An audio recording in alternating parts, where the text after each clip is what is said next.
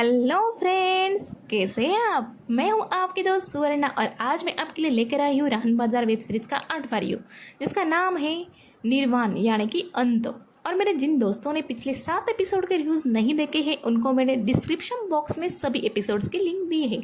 और हाँ दोस्तों, मेरे चैनल को सब्सक्राइब भी ज़रूर कीजिए। अब हम देखते हैं 8वें एपिसोड में क्या होता है।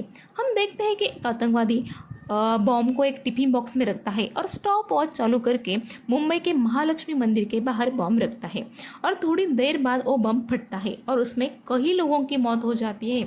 इस बात का फायदा पॉलिटिशियन लेते हैं और बातें बनाते हैं। सीएम नाइक कॉन्फ्रेंस लेकर लोगों को शांत करते हैं। तभी दूसरी तरफ हम देखते हैं प्रेरणा ताई को।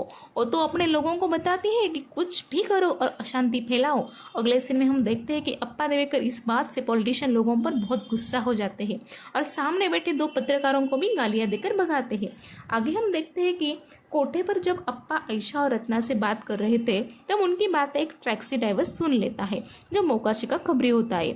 और मोकाशी हमीना के अड्डे पर आकर आयशा को लेकर जाने लगता है, पर रत्ना उसे धक्का देकर आयशा को लेकर भागने लगती है और आगे जाकर उसे डीसीपी खानविलकर मिलते हैं। रत्ना आयशा को दूसरे रास्ते भागने के लिए बोलती है और वो खानविलकर के सामने जाकर खुद को बेचने लगती है। खानविलकर गुस्से में आकर उसे धक्का देता है और रत्ना सीढ़ियों से गिरकर बेहोश हो जाती है और मोकाशी आयशा को पकड़कर ले जाता है और कोठे की लड़कियां रत्ना को होश में लाने की कोशिश करती है। अगला सीन हॉस्पिटल का देखते हैं जहां सीएम नाइक को एडमिट किया है।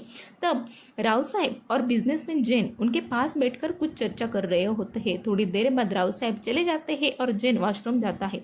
वॉशरूम से आने के बाद उसे सीएम के रूम में पटेल और पटेल की वाइफ दिखते हैं और वो सब हंस रहे होते। ये देखकर जैन के चेहरे पर हम टेंशन देखते हैं। नेक्स्ट सीन में हम देखते हैं कि मोकाशी आयशा को अपने अड्डे पर लेकर आता है। तभी उसे माने का कॉल आता है और माने पूछता है कि आयशा कहाँ है और मोकाशी कॉल कट कर देता है और उसकी बहन को आयशा के बारे में बताता है। वो बोलता है कि वो एक प्रॉस्टिट्यूट है और तुम भी वैसी हो क्या, ये पूछता है। तब उसकी बहन रोने लगती है और बताती है कि हम जलगांव के एक गांव में रहते थे। हम बहुत गरीब थे और हमारी माँ गुजर चुकी थी। मैं कॉलेज में गलत लड़के के चक्कर में फंस गई थी और उसने मेरे फोटो मॉर्फ करके मुझे ब्लैकमेल किया और मुझसे गलत काम करवा लिए। और ये बात आयशा को पता चली तो उसने जमकर विरोध किया, पर उन लोगों की गंदी नज़र आयशा पर भी पड़ी और ये सब पिताजी को पता चला तो उन्होंने सुसाइड कर ली। तब आयशा ने मुझे पढ़ाया और इन सब बातों से दूर रखा। आज मेरा अच्छा परिवार है और ना चाहते हुए भी आयशा मुंबई में नाम बदलकर एक काम करती है क्योंकि वो ज़्यादा पढ़ी लिखी नहीं है, इसलिए उसे कोई जॉब भी नहीं मिला। वो फिल्म लाइन में भी अपनी किस्मत आजमा रही थी। आगे हम देखते हैं कि अप्पा देवेकर अपने एडिटर को आयशा की स्टोरी बताते हैं और उसे बाहर लाने के लिए बोलते हैं, पर कुछ प्रूफ न होने की वजह से वो कुछ नहीं करते। तब अप्पा प्रूफ ढूंढने के लिए मोकाशी से मिलते हैं। मोकाशी जब जेल गया था तब अप्पा देवेकर ने बाहर से मोकाशी को बहुत सपोर्ट किया था, इसलिए मोकाशी उनको मिलने आता है।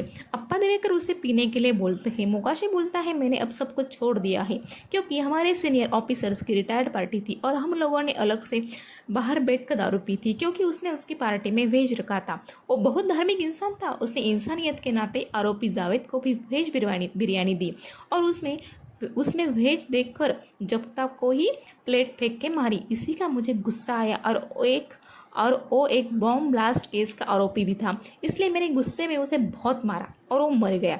इसी की वजह से मैं अंदर गया, किसी ने मुझे सपोर्ट नहीं किया, इसलिए मैं इतना शांत और आध्यात्मिक हो गया हूँ। तब अप्पा बोलते हैं कि आयशा को कुछ मत होने देना, वो बेकसूर है। आगे हम देखते हैं कि बिजनेसमैन जैन नशे में राव साहब को कॉल करता है और बोलता है रॉयल होटल का मामला आपने छुपाया, आप सब बिक गए हो, पर मैं ऐसा कुछ करूँगा जिसकी वजह से आप सब का सच दुनिया के सामने आएगा। उसके बाद तुरंत राव साहब पलांडे के साथ जैन के बंगले पर जाने के लिए निकलते हैं। तब जैन चीफ जस्टिस को सुसाइड नोट लिख रहा होता है। उसमें वो 2 लोगों का जिक्र करता है। वो लिखता है कि ये लोग पैसों के लिए कुछ भी करते हैं, गांव से लड़कियां लाकर उनका फायदा उठाते हैं और ये सब मैं देख नहीं सकता हूँ। इनका सच मैं दुनिया के सामने लाऊंगा। और तभी राव साहब वहाँ आते हैं, पर तब तक जैन ने खुद को शूट किया था। आगे हम देखते हैं कि आयशा भी मोकाशी के अड्डे पर सुसाइड करने लगती है, पर मोकाशी उसे बचा लेता है। तब आयशा साईजी के मौत के दिन क्या क्या हुआ वो मोकाशी को बताती है और वो उस रूम में नहीं गई थी ये भी बताती है और मोकाशी को वो अपना रियल नाम भी बताती है जो रूपाली होता है और मोकाशी भी उसके साथ सॉफ्टली बिहेव करता है और तुम्हें कुछ नहीं होने दूंगा ऐसा उसे बताता है।